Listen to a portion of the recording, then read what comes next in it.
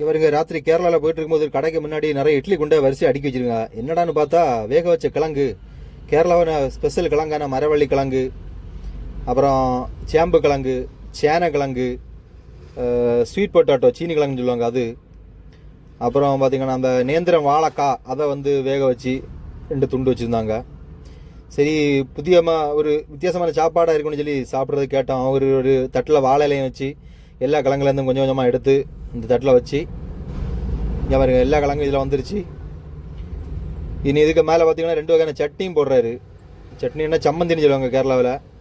ஒரு கார சம்மந்தி, ஒரு சிகப்பாரி கார சம்மந்தி, ரெண்டுமே காரம் தான், அது கொஞ்சம் வெள்ளை சம்மந்தி, அப்படி 2 வகையான சட்னி.